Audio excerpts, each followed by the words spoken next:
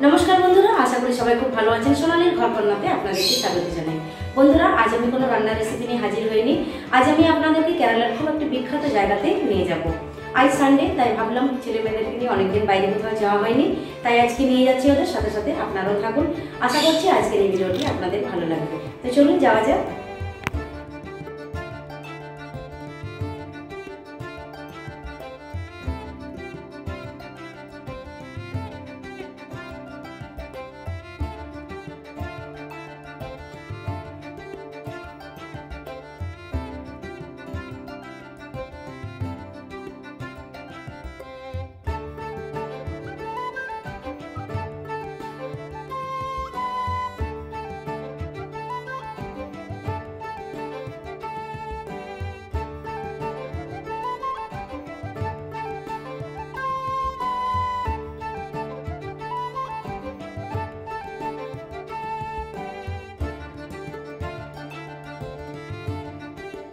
মন্দিরের সাইডে জুতো খুলে মন্দিরে আমরা ঢুকলাম। মন্দিরে ঢুকে বাম দিকে রয়েছে টিকিট কাউন্টার। ওই বিশালাকার শিবলিঙ্গের ভেতরে যাওয়ার জন্য মাথা পিছু 100 টাকা করে টিকিট নিতে হয়। এখন এদিকে গ্রীষ্মকাল, দুপুর 12:30, মানে বুঝতেই পারছেন রোদের তীব্রতা। এর মধ্যেই আমরা পুরো মন্দির ঘুরে দেখলাম। শিবলিঙ্গের ভেতরে মোবাইল অ্যালাউ নেই, তাই ওখানকার ভিতরের ভিডিও আমি আপনাদেরকে দেখাতে পারছি না, তবে আমি যেটা দেখছি সেটা নিশ্চয়ই আপনাদেরকে বলবো। শিবলিঙ্গ দর্শনের জন্য আমরা টিকিট কেটে লাইনে দাঁড়িয়ে পড়েছিলাম। সেখানে লাইনে যেখানে আমরা দাঁড়িয়েছিলাম সেখানে শিবের অভিষেক করার জন্য 100 টাকা দিয়ে একটা থালি কিনতে পাওয়া যায়, যার মধ্যে থাকে 1 ঘটি জল, ফুল আর তুলসীর একটি মালা। বন্ধুরা, এই বিশাল শিবলিঙ্গের মধ্যে রয়েছে 6টি গুহা, আর এই গুহার মধ্যে রয়েছে 6টি চক্র এবং 108টি ভিন্ন রকমের শিবলিঙ্গ। আমাদের মানব শরীর যে চক্রগুলি দিয়ে তৈরি, সেই চক্রগুলির বর্ণন এখানে করা আছে। সর্বশেষ গুহাতে স্বয়ং মহাদেব ও দেবী পার্বতীর সাদা সুন্দর একটি মূর্তি রয়েছে।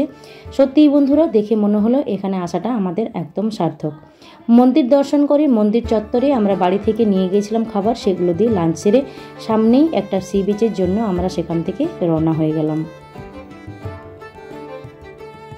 মন্দির থেকে বেরোনোর আগে মন্দিরের চারপাশটা একবার খুব ভালোভাবে দেখে নিলাম এবং একটা সুন্দর ভিডিওগ্রাফি করে রাখলাম আপনাদের জন্য, যাতে আপনারা সমস্ত মন্দিরটা খুব ভালোভাবে দেখতে পান।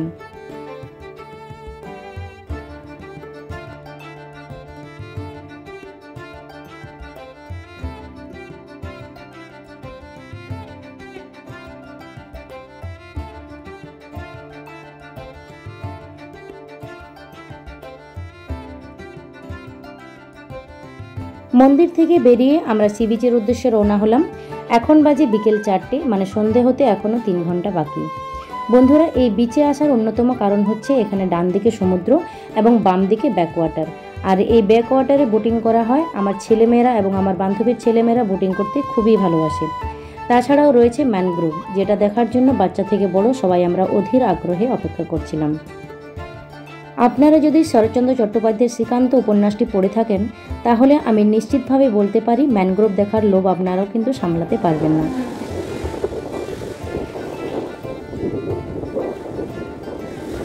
বন্ধুরা, আমরা যখনই সি বিচে যাই তখনই আমি এবং আমার ছেলেমেয়েরা সিসেল কুড়িয়ে নিয়ে আসি।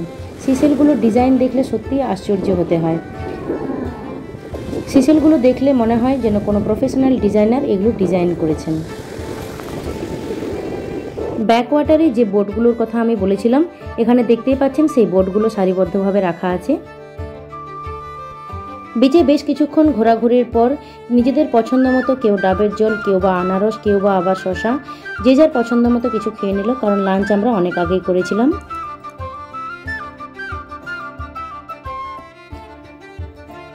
কিছুক্ষণ বাচ্চাদের আটকে রেখেছিলাম যাতে ওরা জলে নেমে জামা কাপড় না ভেজায়, কিন্তু ওদের আটকে রাখা মুশকিল। শেষ পর্যন্ত ওদের সাথে একটা ডিল করা হলো। জলে নামতে পারবে ওরা একটি শর্তে, সেটি হচ্ছে ওরা যেন কেউ জামা কাপড় না ভেজায়।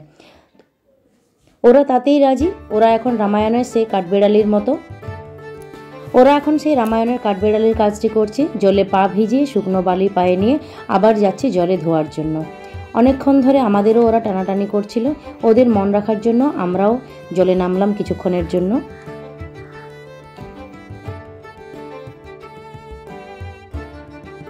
এই ব্যাক ওয়াটারে প্রচুর পরিমাণে ছোট ছোট মাছ আছে।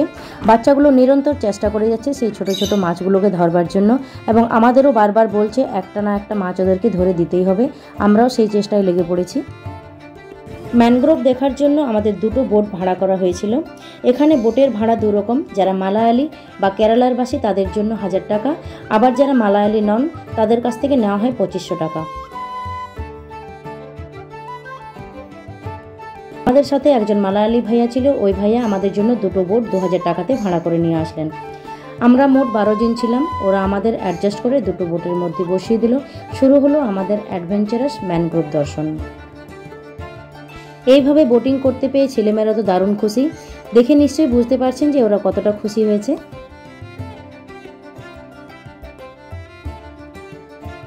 বাম দিকে যে হাউসগুলো দেখতে পাচ্ছেন ওগুলো হচ্ছে ফ্লোটিং রেস্টুরেন্ট এবং লজ।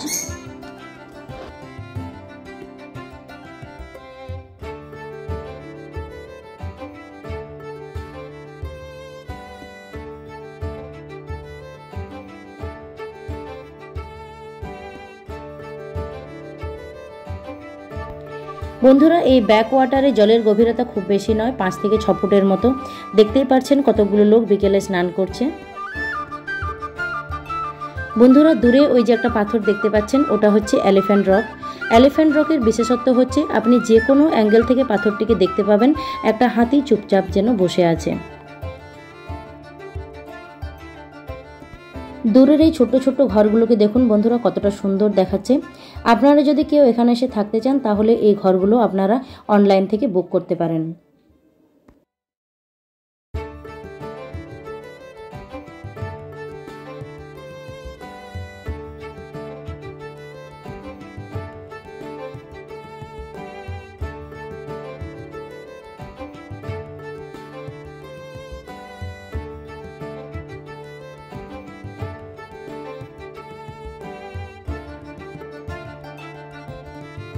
বোটে যেতে যেতে আমরা দেখতে পেলাম একটি লোক ডোঙ্গা নিয়ে যাচ্ছে।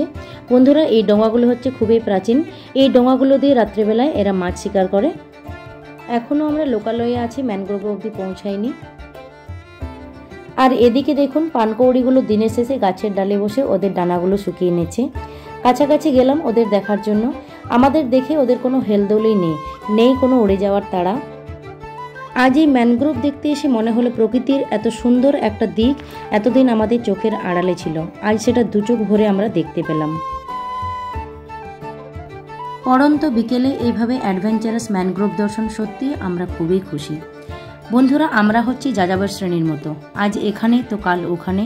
আমাদের কোথাও কোনো ঠিক ঠিকানা নেই, আজ কোথায় থাকবো কাল কোথায় থাকবো। তাই সময় নষ্ট না করে সাধ্যের মধ্যে সমস্ত জায়গা আমি ঘুরে দেখার চেষ্টা করি। বন্ধুরা, দিনের শেষে এই যে সুন্দর দৃশ্যগুলো, এই যে সুন্দর স্মৃতিগুলো, সেইগুলোই আমাদের সঙ্গী হয়ে থেকে যায়। বন্ধুরা, এরপর দেখুন ম্যানগ্রোভের মধ্যে যে সমস্ত রকমের গাছপালা থাকে সেগুলো এখান থেকে শুরু হলো।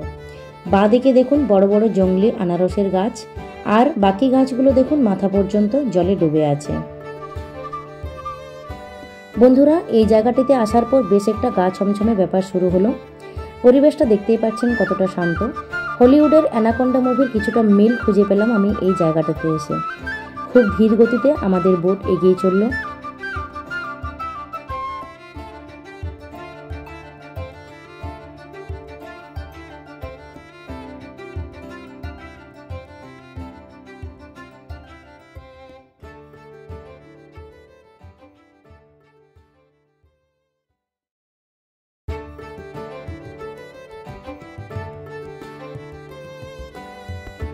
খুব সাবধানে ধীরে ধীরে আমরা এগিয়ে চলেছিলাম। তারপর কিছু দূর যাওয়ার পরে আমরা আর কোনো রকম রাস্তা না পেয়ে পিছিয়ে এলাম। বোটে আমরা পুরো 2 ঘন্টা ছিলাম। সন্ধে হতে আর কিছুক্ষণ বাকি ছিল, আমরা ঘাটের দিকে এরপর এগোতে শুরু করলাম।